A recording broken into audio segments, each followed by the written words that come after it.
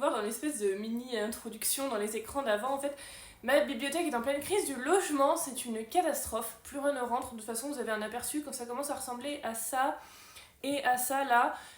C'est que c'est le bordel. Et je sais que c'est le rêve de beaucoup de personnes d'avoir énormément de livres, d'être noyé dans une piscine de livres. Mais je vous avoue que moi je suis très peu confortable avec l'idée d'avoir des livres qui dorment au sol ou sur mes étagères ou un peu partout.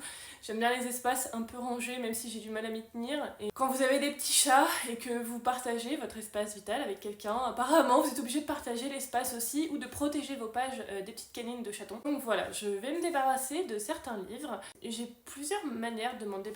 Soit je les donne, en fait je propose d'abord autour de moi, parce que j'ai pas que des livres que j'ai achetés, j'ai aussi des services presse, des épreuves non corrigées, ce sont des choses qu'on ne... Alors les épreuves non corrigées, ce sont des choses qu'on ne peut pas vendre, c'est illégal. Donc ces livres-là, je préfère les donner, parce que souvent ils sont pas si loin de la vraie version du livre qui est sorti.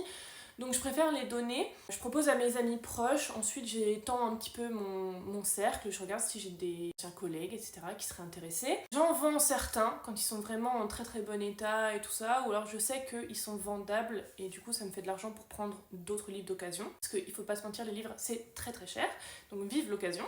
Et sinon je prête, je donne, enfin voilà, j'essaie de trouver des solutions pour éviter la crise du logement. Je suis désolée si le cadre il est un peu bizarre, sachez que je suis assise par terre, comme vous avez pu le voir, il y a des piles de livres par terre. Mamie ne voulait pas tout relever et tout ça, donc voilà, sachez que je suis assise par terre contre la bibliothèque, que vous êtes posée sur une pile de jeux de société, j'espère que vous êtes ravis, et on va pouvoir commencer la vidéo. Alors, quand je me sépare de livres, c'est pas nécessairement que je les ai pas aimés. Vous le savez, depuis un moment maintenant, j'essaye de me constituer une bibliothèque de bangers. J'en ai déjà parlé dans ma chasse aux bangers, ou je sais plus où, je vous remettrai la vidéo si ça vous intéresse.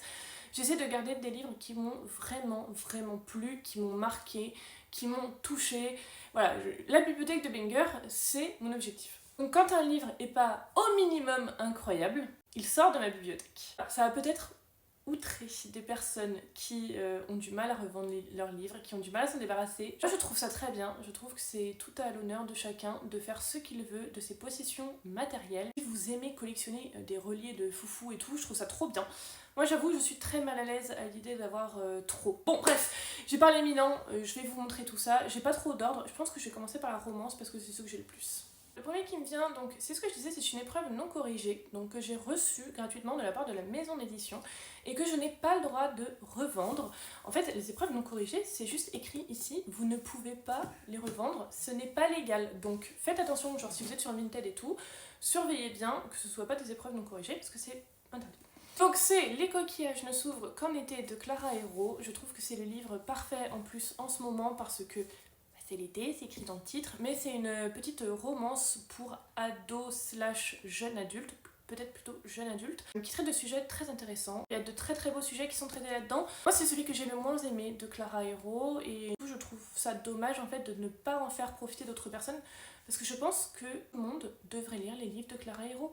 Toutes les jeunes personnes qui se sentent mal dans leur peau et qui ont du mal à mettre des mots sur leurs expressions, sur leurs sentiments, et bien sachez que ces livres-là sont parfaits pour trouver comment en parler. Les livres de Clara Hérault, je les adore, mais je ne les garde pas. Donc je m'en sépare pas parce que je l'ai pas aimé, je m'en sépare parce que déjà c'est pas un banger et qu'ensuite je préférerais que quelqu'un d'autre le découvre. Et j'ai trouvé preneur, celui-ci je vais le donner à la fille d'un ancien collègue que j'affectionne tout particulièrement et qui du coup est très concerné par ce qui se passe là-dedans. Donc si vous voulez mon avis plus détaillé sur le livre, je vous mets la vidéo en barre d'infos, c'était dans les lectures de mai, un truc comme ça. Juste celui-ci du coup sort, -1. Ensuite, pour les 3 prochains, je ne sais pas ce qui s'est passé. Ma maman a envie de découvrir la romance. Moi, c'est un sujet un petit peu délicat parce que c'est un thème sur lequel je suis assez pudique et qu'en ce moment, les romances contemporaines et autres sont très explicites. J'avoue que je me sentais pas spécialement à l'aise de faire découvrir ce genre de livre à ma maman. J'en ai quand même quelques-uns à lui montrer. Je trouve ça assez drôle quand même que ma mère se lance dans la romance. Ma mère lit beaucoup de romans historiques et de feel good. Le livre qu'elle a beaucoup aimé récemment, c'est tout ce qui va concerner le tatoueur d'Auschwitz, etc. Elle adore ce genre de livre-là, très populaire. Sinon, elle aime bien aussi Grimaldi, d'Acosta, etc. Donc voilà, on est très éloigné de la romance contemporaine, mais bon, let's go, on va essayer. J'en avais quelques-uns à donner en plus, c'est parfait. Le premier qu'elle va prendre, c'est mes 2 tomes des saisons. de Morgane Moncomble. Surtout celui-ci qui l'intéressait parce que c'est une romance autour de l'univers du patinage artistique et c'est vrai qu'elle aime bien de temps en temps le regarder. Donc voilà, je trouvais ça sympa de lui proposer, même si c'est plus trop de saison. C'est un petit Rivaux to Lovers, voilà, très sympa. Pareil, j'ai donné mon avis sur les romances là dont je vais parler dans une autre vidéo, je crois, sur TikTok. Je vous la mettrai si ça vous intéresse. Et ensuite, le premier tome des saisons, là c'est le côté plutôt petite enquête avec le côté avocate, machin, qui lui a plu, enfin qui lui a fait envie en tout cas. Voilà, ça va, je me dis que c'est pas les livres les plus horribles en matière de scène explicite. C'est bon, elle va pas se demander quel genre de truc je lis, ça va. Le prochain livre, du coup, c'est un peu un running gag, je suis très contente qu'elle l'ait demandé. C'est le livre des Emma Green, donc Ce qui nous rend vivants. Il faut savoir que ma mère et moi, on est très fans de Grey's Anatomy. On a passé des heures et des heures et des heures à le regarder ensemble. Vous savez, quand ça passait en rentrant de l'école ou du boulot sur TF1, la NT1 ou je sais pas quoi, NT1 ça, j'espère que je dis pas le nom, je suis une bizarre. Ça passait, c'était 100 fois les mêmes épisodes, c'était rediffusé à l'infini, et bah on regardait à l'infini et on kiffait toujours autant. Je suis sûre que même là maintenant, des années après, si je propose un marathon Grey's Anatomy, elle est chaud patate. Ce qui nous rend vivants, c'est justement le propos. En fait, les Magrines ont dit, il n'y a pas de livre sur Grey's Anatomy, on vous en fait un. Voilà, pareil, j'ai donné mon avis. Si vous aimez Grey's Anatomy, vous devez le lire, il est beaucoup trop bien. Derrière, c'est quand même des gros pavés qui s'en vont, je sais pas si vous voyez, mais ils prennent quand même de la place, hein. Donc je me dis, voilà, ça en libère pour de nouveaux à venir. Oui, j'ai peut-être un petit book haul à filmer très bientôt. Ensuite, toujours en romance, là je pense que la raison pour laquelle je m'en sépare va être assez évidente. Je vais retirer de ma bibliothèque mes 2 livres de Colleen Hoover. Un que j'ai absolument détesté, qui était une grosse déception pour moi, et un que j'ai adoré, Verity. En réalité, Verity, c'est vraiment un banger, mais il y a plusieurs raisons pour lesquelles je me sépare de ces 2 livres-là. De là du fait que j'ai aimé ou non. Déjà, j'ai pas trop envie d'avoir de livres de Colleen Hoover dans ma bibliothèque. Voilà, c'est peut-être un peu bête, mais ça me tente pas de ouf. Et ensuite, tout simplement parce que je sais que je n'en lirai pas d'autres, donc qui vont vraiment être perdus au milieu de ma collection, ce qui me tente fort moyen. Et en plus ça, Verity, même si c'est un banger, en fait, je pense que ça fait partie de ces livres que vous ne pouvez lire qu'une fois. Même si on n'est pas adepte de relecture, bah Verity, vu l'énorme cliffhanger qu'il y a à la fin, enfin l'énorme révélation et la fin très ouverte, bah si on le relit, je pense pas qu'on soit super surpris ou surprise, donc ouais non, ça me tente pas de ouf, donc ceux-là je m'en sépare, franchement aucun remords, vraiment. Ensuite, pareil, ça à mon avis vous allez avoir zéro surprise, je me sépare de Twisted Love de Anna Wong. La version en VO j'avais lu, vous le saviez, si vous avez vu la vidéo sur TikTok, je l'ai DNF parce que je l'ai vraiment pas aimé du tout. La suite ne m'intéresse pas, alors c'est fou parce que tous les réels et les TikTok qu'on voit sur Twisted, à chaque fois ça me donne envie de retomber quoi. Parce que les gens sont là genre, ouais c'est les boyfriends de l'espace et tout, ils sont incroyables machin. Sauf qu'en fait, même si les couples ont l'air méga intéressants, déjà je trouve que le pitch qui est dans le livre est pas si fou que ça, enfin moi ça me tente pas plus que ça j'avoue. Et en plus de ça, c'est trop pour moi, c'est trop vulgaire, trop de smut, ça me tente pas de ouf, donc il sort. Pour le prochain, j'hésite encore un peu, j'avoue. Celui-là pour l'instant il est sorti de la bibliothèque, je vais attendre de voir ou pas.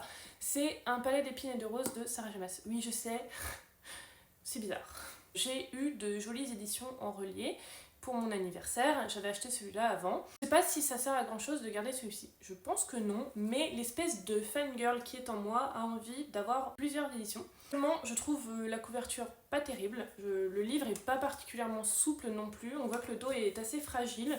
Enfin voilà, c'est pas le livre du siècle, je sais pas encore. Celui-là, j'hésite, est-ce que je garde, est-ce que je garde pas, je sais pas. Et en même temps, je me dis si je les relis en VO, est-ce que je préférais pas genre le garder pour prendre des notes, écrire dedans et tout le bordel? Je sais pas, faut voir. Mais en tout cas celui-là en sursis. Le prochain, Quitter le navire, c'est un de mes livres préférés. Mais bon, j'ai déjà une jolie édition, donc c'est pour ça. C'est La maison au milieu de la mer céruléenne de T.J. Klune. Pareil, je pense que ça sert à rien de le garder parce que j'ai une jolie édition reliée, tout blabla. Je sais pas trop. En même temps, ça me chagrine beaucoup de me séparer de ce livre-là parce que bah, moi je l'ai lu dans cette édition-là au début. J'étais très contente de la trouver, c'est vraiment ma première version, mon premier livre de T.J. Klune. Et donc ça me chafouine un petit peu pour l'instant. Pareil, ces deux-là en sursis parce que c'est des livres que j'aime beaucoup, mais est-ce que c'est très raisonnable de garder plusieurs éditions? Je sais pas. Je monte un peu le cadre parce que j'ai mal aux fesses par terre. Ensuite, dans les maillons faibles de la bibliothèque, ceux qui s'en vont au revoir, on a Cujo de Stephen King. Pareil, je pense que vous n'êtes pas spécialement surpris. J'ai une petite collection de livres de Stephen King chez mes parents. Et en fait, même ceux que j'ai pas aimés, je les garde parce que vous voyez, ils ont toute la même tranche et tout. Et j'aime bien vraiment J'aime bien ma collection de Stephen King. En plus, pas celui-ci, mais les Stephen King, c'est des livres que mon frère m'offre de temps en temps à Noël, un peu comme un running gag. Et du coup, souvent, m'en séparer, ça me dérange un petit peu. Mais là, vraiment, celui-là, je l'ai vraiment pas aimé. Il est tout neuf, quoi. Je trouve ça vraiment dommage de le garder juste pour le garder. Il faut qu'il trouve une nouvelle maison. Ensuite, je crois que c'est que des livres dont je ne vous ai pas parlé. Donc, on va pouvoir étoffer un peu le propos. Donc, je me sépare d'une duologie que j'ai vraiment bien aimée, mais je pense qu'elle peut trouver preneur ou preneuse ailleurs. Et comme c'est pas des bangers, je ne les garde pas. C'est la duologie de A.D. Martel, de Rouage et de Sang. Et donc là, c'est Les Disparus d'Arcantras et Le Trésor du Pink Lady. Par contre, la différence de taille est colossale. Donc c'est une petite duologie de steampunk, fantasy steampunk, publiée chez Scrinéo. C'est très très bien, ça se lit vraiment tout seul, c'est très agréable. Attendez, je vais vous montrer l'intérieur pour vous voyez à quel point c'est énorme. C'est vraiment écrit, mais giga gros, les espacements sont énormes. Les livres sont très très beaux, j'ai vraiment bien aimé.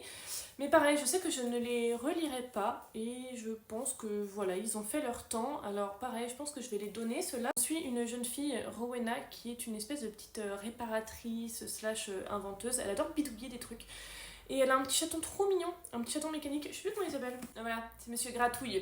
Donc elle a un petit chat trop mignon qui s'appelle Monsieur Gratouille et il y a des disparitions dans le premier tome. Il y a des personnes qui se font kidnapper. Et elle va se mettre à enquêter là-dessus, sachant que c'est une jeune fille très modeste. Il me semble même qu'elle est plutôt pauvre, hein, qu'elle vit vraiment dans les bas-fonds de la cité.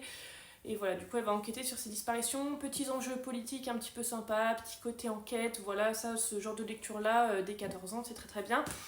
Et là-dedans, on est un peu dans le délire de Steam Sailor, bateau pirate, volant, avec des engrenages, des mécanismes, tout plein de trucs. Voilà, c'était très bien, mais pas assez bien. Je vais me séparer du Gospel de Loki et de 6 couronnes écarlates en VO. Alors 6 couronnes écarlates, j'ai vraiment adoré, mais j'ai espoir de trouver d'occasion la belle édition reliée. Ou alors de me le prendre en brochet en français, mais en tout cas j'ai vraiment aimé en français. Donc je préfère me séparer de la version VO. La couverture est pourtant très très chouette et... Test, ouais, ça va. Il est plutôt souple. Je l'ai lu en français plutôt qu'en VO, donc ça sert à rien de le garder. Et le Gospel de Loki, je n'ai pas trop aimé. Je suis désolée, cette vidéo, je me bats vraiment avec mes cheveux, mais il fait 1 million de degrés, je n'en peux plus. Donc je disais, le Gospel de Loki, j'ai pas trop aimé. Je pense que je suis pas fan de la mythologie nordique. Je suis encore en période d'exploration de ce thème, mais c'est le deuxième livre sur la mythologie nordique où ça accroche pas des masses, donc je pense que c'est le sujet qui me passionne pas. En tout cas, voilà, ça raconte l'histoire en fait de Loki, de sa naissance jusqu'à tout ce qui va se passer après. Ça, on a Odin, les géants, enfin voilà, il y a plein de choses.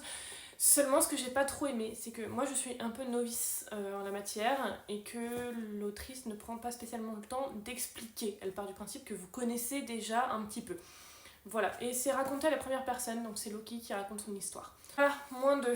Et la petite pile à côté de moi là, de livre qui s'en va, elle commence à être pas mal, hein. Ensuite, sous ma main, j'ai 3 brochets. Le premier, c'est Les libraires gauchers de Londres de Garth Nix. J'en ai parlé dans ma vidéo un peu déception. J'ai pas du tout accroché au style de l'auteur. Je l'ai trouvé beaucoup trop coloré, beaucoup trop alambiqué pour moi. Je trouvais que ça partait peut-être un peu dans tous les sens. J'avais du mal à m'y retrouver. En fait, ce livre-là n'est pas le livre que j'espérais qu'il soit. Donc on ne peut pas reprocher à un auteur de ne pas avoir écrit le livre qu'on voudrait, hein. Donc c'est pour ça, c'est pas un mauvais livre, juste il m'a pas trop plu. Donc pareil, je vais le donner à une jeune fille qui je pense va l'adorer. Et ensuite je vais aussi donner L'éducation meurtrière de Naomi Novik. Pareil, celui-là je suis tellement déçue, je me tape même à essayer de le relire tellement j'ai eu peur de me tromper, mais c'est censé être de la Dark Academia. En fait, c'est une école de magie dans laquelle il n'y a pas de professeur, il n'y a que des monstres et le but en fait c'est de survivre, très grossièrement. Là-dedans, on m'a vendu une jeune fille avec des pouvoirs qui pourrait, je cite la 4ème de couverture, raser des montagnes. Le but en gros, c'est qu'elle ne tue pas les autres élèves, etc. tellement elle est puissante et j'avoue, elle m'a profondément agacée. Je l'ai trouvée insupportable. Et quand vous ne vous entendez pas avec le personnage principal, c'est assez compliqué d'aimer. Maintenant, vu le succès de cette série, je me tâte à réessayer. En plus, le livre est assez court. Je me dis qu'il faut peut-être réessayer parce que ça reste apparemment quand même un classique du genre, donc pourquoi pas, mais voilà, sinon, il sort. Le troisième brochet du coup c'est Aurora Squad de J. Christophe et Amy Kaufman. Dans ce livre-là on est en 2380, ouais c'est ça, 2380, quelque part dans l'espace, et en gros on va suivre toute une équipe qui est dans l'espace.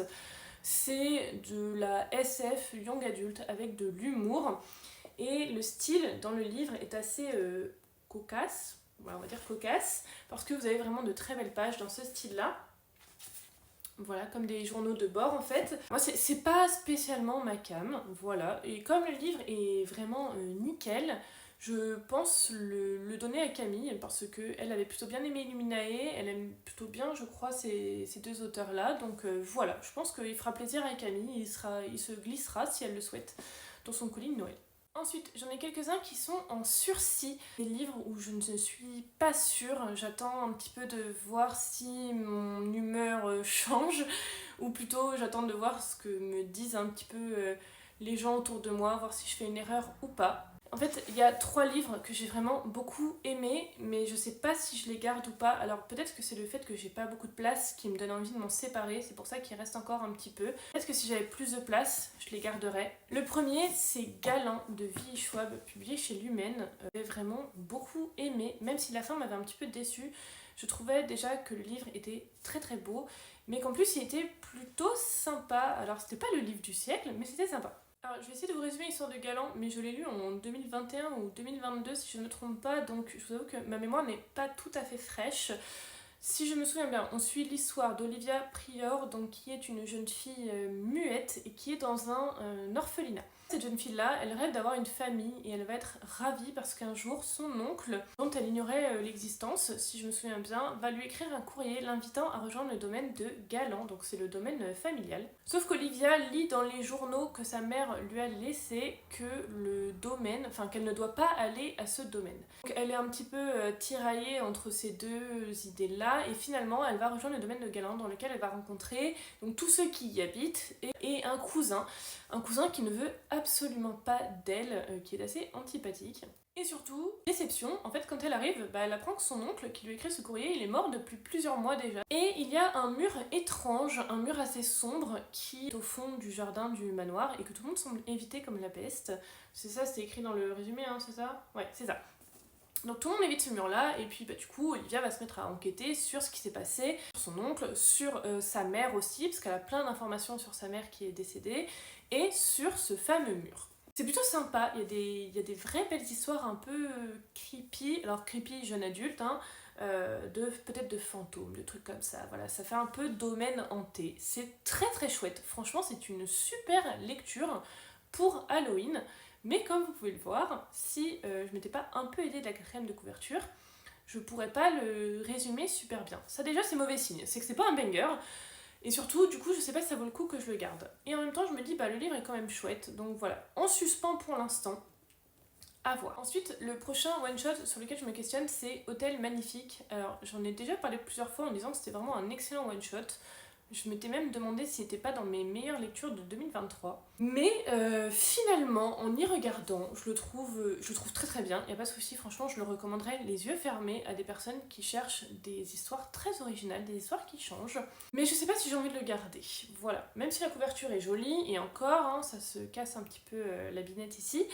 Même si la couverture est jolie, je trouve pas que l'objet livre soit spécialement incroyable, c'est pas le banger du siècle, et voilà, je sais pas trop si j'ai envie de le garder ou pas. Voilà, je le trouve bien, mais sans plus. Alors c'est bizarre parce que je dis ça et en même temps, je sais pas encore si je m'en sépare, je sais pas. Ça vous arrive ou pas des fois? Dites-moi parce que j'ai l'impression de faire cette vidéo parce que je sais que les book unhaul, c'est toujours intéressant, on voit un petit peu ce qui rentre, ce qui sort dans les bibliothèques. Mais en fait, déjà c'est la première fois que j'en filme un, donc je sais pas si montrer cela c'est pertinent ou pas. Et en plus, j'hésite vraiment, quoi. Il y a des livres où, je sais pas, je me dis, est-ce que ça vaut le coup ou pas? Est-ce que ça, ce serait pas déjà le premier signe qu'il faut s'en débarrasser? Le livre qu'on aime vraiment très très fort, on se dit qu'il y a aucune chance qu'on s'en débarrasse, non?